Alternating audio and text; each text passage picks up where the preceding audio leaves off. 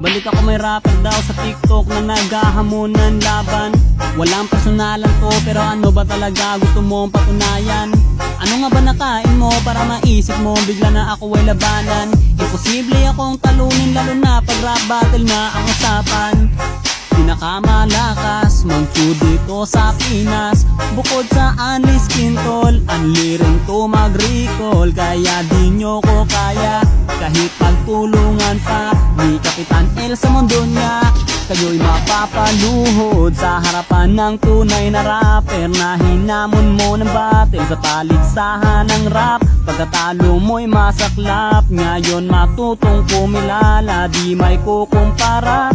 Sarap mong parang misa, ganto mag-rap ang Pinoy. Oy, oy, oy, oy,